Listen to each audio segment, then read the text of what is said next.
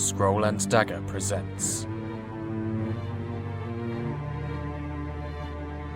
The Pensive Tower.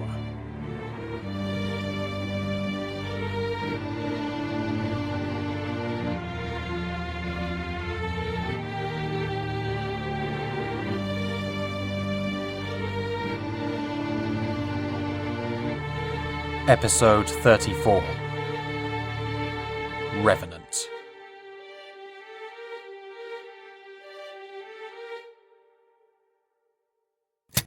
Thank you for coming in. Oh, it's no problem. Nice to have an excuse to get out here, actually.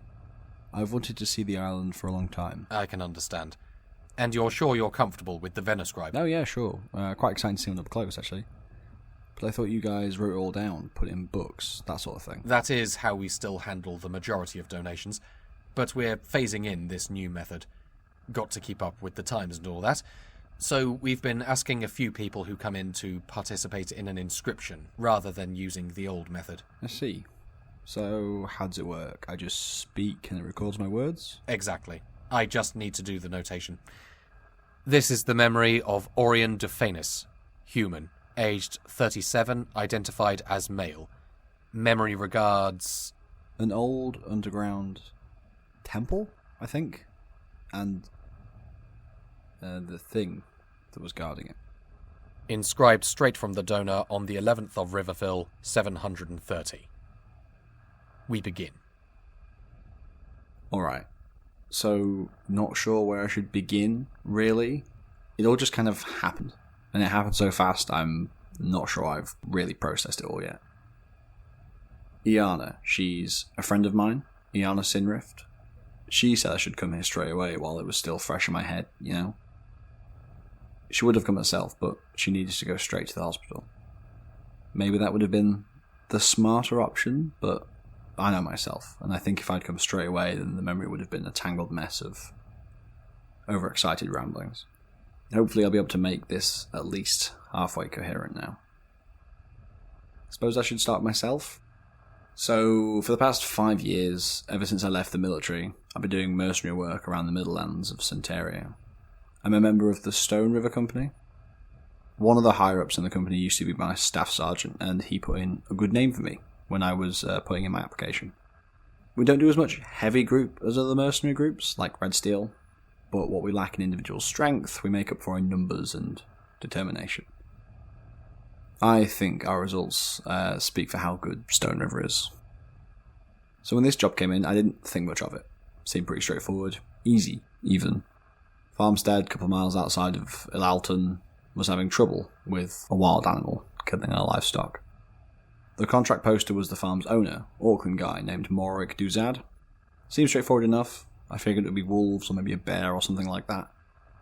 Could camp out the farm for a few days, then either kill or scare off the animal, and it would be a nice easy payday for the company. So I took Iana with me. It's company policy to never go alone, no matter how small the job may seem. You never know what's going to happen, and it's always good to have someone watching your back. So we set off for this farmstead. It was a nice warm day, a few scattered showers, pretty good day for travelling. And we got there a little bit before midday. A lot of the workers had cleared off. I don't know if they'd left to get out of the way of whatever animal was there, or if the farmer had sent them away, but when we arrived there was only a handful of them left, in addition to the farmer and his family. He looked really jumpy when he was giving us our instructions. It looked like he was trying to look every way at once when he told us to set up our sleeping stuff in the barn. He looked relieved to see us. They all did. And, well, looking back, that really should have been our first sign that something was up. Most people get scared of wolves, bears, other predators, sure, but well, farmers tend to act more angrily or annoyed when beasts like that come prowling. Not with the fear I saw in the faces of him and his workers. So, anyway, we did as he said. We went to the barn, climbed up to the hayloft, set up our roll mats, and got our supplies unpacked. I'd recently bought a new Sinvale rifle, one of those new designs with a breech load, and I'll confess I was looking forward to trying it out. Iana's never been much for ranged combat. She prefers the kind of close quarters stuff. Maybe that's why we make a good team. We make up for the talents that the other one lacks. She knew, though, that since we were likely dealing with a wild animal, this was probably going to be a hunting trip, so she brought along her old Red Willow rifle. We didn't waste any time. As soon as we were set up, Iana went out to sweep the area. We decided we were going to patrol the area in shifts. Iana would do 8 hours whilst I slept, we'd do the night together, and then I'd do 8 hours while she slept. We brought 2 portable apovoxes with us so that we could stay in contact. If one of us saw anything whilst the other one was alone, we could vox the other and we could meet up before going together to deal with the problem. First few days passed pretty uneventfully. We patrolled the area, keeping an eye out for anything, but neither of us saw anything out of the ordinary. We got chatting with some of the workers whenever we passed through the fields, asking questions about anything they might have seen or heard, how long livestock had been going missing, how many were usually taken, that sort of thing. They never really wanted to say much, not on that subject anyway. Answered our questions with quick one-word answers and then started walking off. The only exception was this one Ferox woman, didn't catch her name, who said she'd seen something she thought was... Well, she said she saw what was doing this. And she said it was big. Like, really big. The others gave her warning looks, and then she wouldn't say any more. But even then, I didn't think anything was out of the ordinary. Then the night came when I saw this predator. It was nearing midnight on the 5th day since we'd arrived. Everyone told us that since the attacks had begun 2 months ago, the predator attacked at least once a week. So both me and Iana were on alert. I knew something was bound to happen any day now. I was heading back to the barn to trade off with her when she came running out to meet me, rifle in hand. Told me she'd seen something moving over by the sheep pens, something big moving on all fours. I'd been on the point of nodding off as I walked back tired, but hearing that jolted me right awake with excitement, and I followed her as she led me to the animal pens. We heard the noise of sheep in distress, but arrived only just in time to see the poor creature being dragged into the dark, with one last forlorn bleat. We didn't waste any time. I led the way now, holding up my lantern to light the way, and we quickly found the signs of a struggle. The sheep had scraped deep gouges into the field and had clearly lost quite a lot of blood. I mean, the good news was that gave us a clear trail to follow. It took us a while, but we ended up at the edge of a small forest. I was a little nervous about following the thing in there. After all, who knew what else might be lurking in the dark, but Iana took the choice away from me when she all but charged in there. Despite the dark and the closeness of the trees, the trail was actually easy to follow in the woods. Thanks to the undergrowth, it was clear to see what had recently been disturbed, even by the light of the lantern, as we followed it deeper and deeper into the depths of the forest. It was the smell I noticed first. Then the sound of buzzing. For a second I thought it was a bog, something similar, but then I recognised that smell, and I stopped dead in my tracks. Iana, well, she didn't grow up down the street from an abattoir. Didn't recognise the smell and she kept going, not noticing I've stopped, apparently. The scream finally snapped me out of my stupor and I ran forward to stand beside Iana. It was meat. An enormous pile of meat. Bits of cow, pig, sheep, just heaped on top of each other and left out in the open to rot. Stuff at the top looked pretty fresh, but stuff at the bottom had been there for weeks. Mixed in with it all, I assume, was the skins of the animals, but they were rotting as badly of the flesh. The only bits that were missing, from what I could tell, were the bones. In the whole pile, I could see no glimpse of white. No bones, skulls, anything like that, just meat. The smell was just overpowering. The foulness of all that rotten flesh had seeped into the ground around the piles, and the air was thick with flies. The smell of corruption was heavy on the air, and I gagged, did my best not to vomit. Iana looked like she was having a similar problem. But as disgusting as this was, there was a more unnerving, I guess, implication to consider. Predators don't heap meat into piles, and they don't take away their bones. So just what in the depths were we dealing with? I did consider heading back. We were equipped to deal with wild animals. We didn't know what this thing could be, and so I had no idea if the gear we had with us would be enough to handle it. When I broached the subject, Iana scoffed. Whatever this thing was, she said, we had rifles. Generally speaking, it doesn't matter how big or nasty something is. You shoot it in the head and it won't be a problem anymore. This reasoning was enough to convince me to follow the thing further into the forest. There were tracks of something not like anything I'd seen before. Deep indents in the soft ground, disturbed by detritus on the floor and snapped tree limbs. Whatever this thing was, it was big. Heavy. A little further in, we found an actual print in some mud. I'm no zoologist, and I'm not going to embarrass myself by guessing anything. All I can say is, well, I'd never seen anything like it before.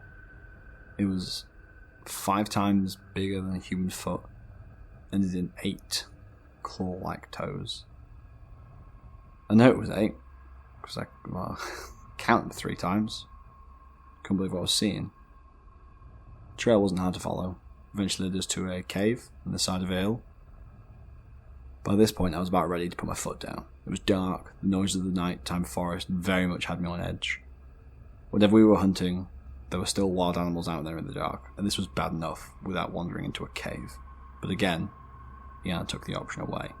Though, this time, it wasn't her fault.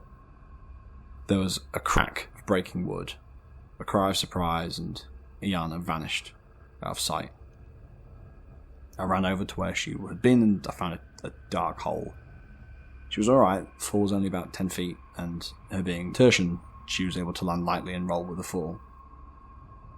She'd landed in a long stone corridor that apparently ran just below the surface.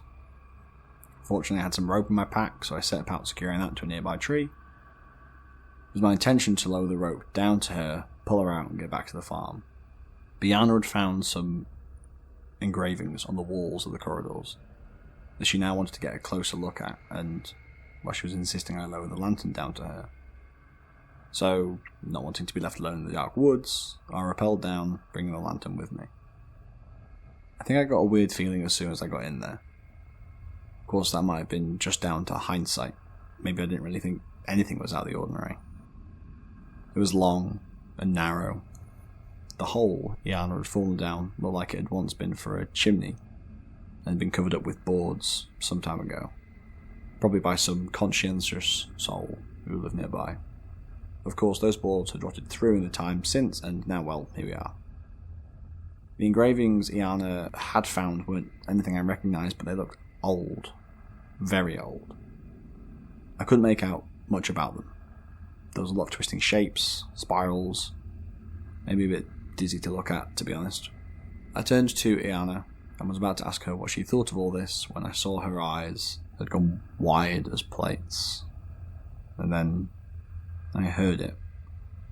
The thud of a heavy footstep on the stone floor. I turned slowly and looked up the corridor. It was dark, of course, so I couldn't really make it out, but it was huge, and I don't really know how else to put this, but it was shaped wrong. The closest thing I could liken it to was, well, I once saw a gorilla in a menagerie show. This thing moved like that creature had, and it had that kind of shape, but it was malformed. Grotesquely malformed. One of the arms looked swollen to twice the size of the other. Its back seemed so twisted I couldn't believe it could walk. Its head was too large on one side, too small on the other. Then came the other foot, as it took another step forward. I felt like my feet were fixed to the floor. I was that scared. I half-heartedly raised my rifle, but I don't think I could pull the trigger. Then it turned its head toward us. 2 pinpricks of pale blue light shone in the gloom for where that thing's eyes should have been. I ran. I didn't know what it could be. I had no intention of sticking around to find out. Yana ran with me, and together we ran down that corridor, not stopping to even consider the fact we had no idea where it went, how we were going to get out. We were running away from the one place we knew that we could get out, but it didn't matter as long as we were putting distance between us and that thing. I think my mind was so full of fear I didn't even notice when the corridor opened up. We were suddenly in this wide chamber. It was impossible to kind of get a shape for it. It was too dark. Before I could tell, it was big. The ceiling was low, not much higher than the corridor, but the room spread out for yards and yards in every direction. We couldn't waste time admiring the architecture. We needed to find a place to hide from that thing. I didn't even know if it was chasing us, and, well, I didn't dare to look back. We ran through the chamber, the meagre light of our lantern barely showing us the way. We ducked around the first corner we could find, then waited. I don't know about Iana, but my blood was pumping in my ears. I don't know how long we waited, but nothing turned up. No shambling monster came after us. Eventually the adrenaline faded and I was able to breathe normally again. That was when I noticed the whispers and how cold it was. The lantern, it didn't seem to be giving off any heat. Yana looked at me and I could see that she was feeling the sudden chill as well. I held up the lantern to catch sight of the source of those whispering voices, but I didn't dare call out in case that monster heard me. We appeared to be in an antechamber, a small, oblong room with a ceiling that was so low it brushed the top of my head. And it was empty.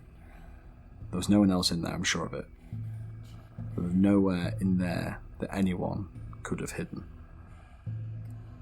As we stood there, I felt as if the ceiling was getting gradually lower, as though it was trying to force me down. The whispers were getting louder. I could now hear the sound of weeping. I felt a gentle tug on the front of my shirt, and I jumped, nearly braining myself on the ceiling. Then I realised it was just Diana telling me it was time to go. What's strange is I don't remember having to squeeze through the door when we'd come in. We carried on through that great chamber. We hadn't seen the monster again, so we started looking for a way out. Any door we found, we tried, but every time we just found another antechamber, though each one was different to the last. One was full of whispers. I'm not sure when I accepted that what I was hearing was real. Disembodied voices was never something I believed was possible. But you can't deny the evidence of your own ears, and I can hear them, though not well enough to pick out any of the words. The tone of these voices was different, I remember that much. The whispers in the first room had been somber, subdued, but these ones were excited. I remember a silver icon in the middle of the room, a strange shape made up of thin bars all twisted together. Iana wanted to take it with us, but I held it back. I thought it would not be wise to disturb anything in this place. There were many other rooms, though I'm afraid I can't remember all of them. All of that's a bit of a blur in my memory, to be honest. I remember a room carpeted with swords, some broken, others whole, all stabbed into the floor. The air in that room was heavy, almost too heavy to breathe. And I felt as if there was some great weight on my shoulders.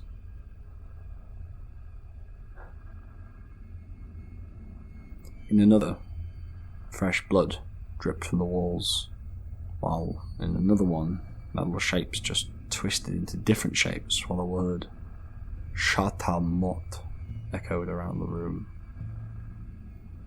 Had I been there alone, I might have thought it was all a dream, but Iana, well, she swears she remembers the same things I do. After some time, my eyes had adjusted to the gloom, and I realised the path we were following was leading us in concentric circles towards the middle of the chamber. But, I was about to say this to Iana when she stopped dead. As did I. Ahead of us was a wall of darkness. Not the darkness we'd been walking in. True, impenetrable impenetrable darkness. And what's more, I could feel something from it. A wave of malevolence emanating from it. Not like there was something in there that hated us and meant us harm, but like the darkness itself wanted us dead. I took an involuntary step backwards and I bumped up against something hard. I feared the worst as I turned around and had my fears immediately confirmed. 2 baleful eyes stared down at me, and now that my eyes had adjusted, I could see that they shone from a face that had no skin or no flesh. Now I saw where all the bones that had been taken from the livestock had gone. A face of pale bone leered down at me, a ram's horn curving from the back of the smaller half of the thing's head while a vicious bullhorn curved forward from the larger half. The thing's torso was a nightmare of criss-crossing, mismatched bones, its arms, legs, hands, fingers made up of bones that I knew did not fit together. And the thing opened its mouth and somehow, without throat, without lungs, let out a shriek of rage and hunger.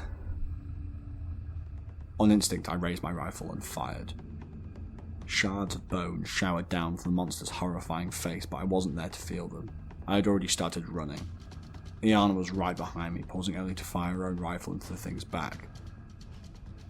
I looked back, but it had not been hurt at all. Now it was coming for us. Shambling forward on all fours, not fast enough to catch up, but with an implacable air that told me it would not stop. We ran back the way we'd come, ignoring every side door, every chamber, until we finally came to the corridor we'd entered from. We ran along it until we found the hole and the ceiling and the rope. The moon was out now, shining bright, so I put the lantern down, jumped to the rope, and it was fear giving my arms strength and speed. Iana was right behind me, but that thing was right behind her. I pulled myself out of the hole and turned to help her when she suddenly screamed. It had her leg, and it was pulling her back. I ran forward, I grabbed her arm, began pulling. I should have realised the monster, whatever it was so much bigger. It was going to be a lot stronger than I was. But as it turned out, I didn't want all of her. There was a sickening, crunching noise, and she screamed again, this time in pain. And suddenly there was no resistance. I was able to pull her out. Most of her. Taken her leg. Just taken it. No more effort than snapping a twig from a tree. The strange thing was, it wasn't bleeding. To look at her, you'd think she'd lost the leg years ago.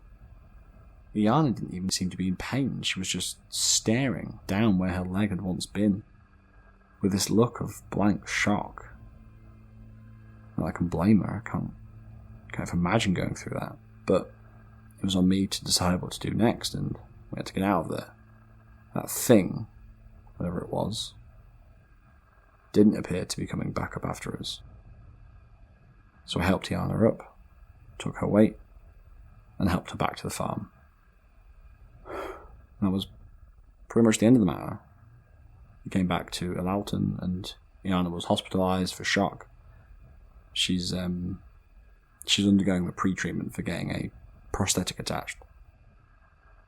What did you tell Mr. Duzad? Well, obviously I didn't tell him everything.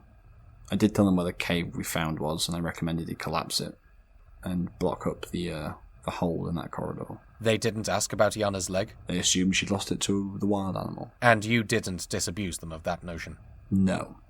I didn't think it was torn off by a giant bow monster would go down terribly well. I see. Do you know if your advice was followed? Regarding the cave and so on, I mean. Afraid not. Didn't really stick around long after that. Took our payment and came straight back to the city. And you haven't seen this bone monster since? No, thank the 3. If I never see its like again, I'll live a happy life. Yes, quite. You don't seem surprised by any of this. You just believe me? It's not our business to comment on the validity of the donations given. We simply document and store them. Ah, of course. But have you come across anything similar to what happened to me? Well, if you like, I can take you through our library. I think I do remember the name Sha'atamot from another memory, and I... No. On second thought, I don't want to know. Thanks for your time. I should really get back to the hospital. Yes, of course. Thank you for coming in. My pleasure. Would you like me to send the next one up? Next one? Yeah, when I got here, there was a young woman in a vestibule, tall, red hair. Said her name was Aless or Alwyn, something like that. Elaine? Yes, that was her name. She said she wanted to speak to you. You alright? You've gone very pale. We should go down the hall, quickly. Inscription complete.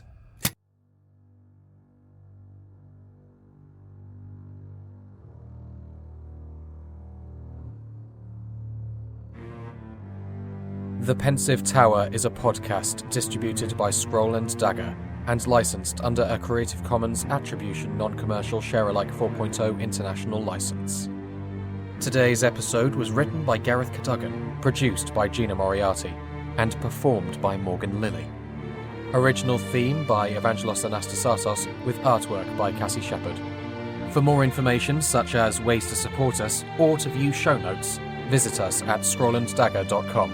And please rate and review us wherever you get your podcasts. Thank you for listening.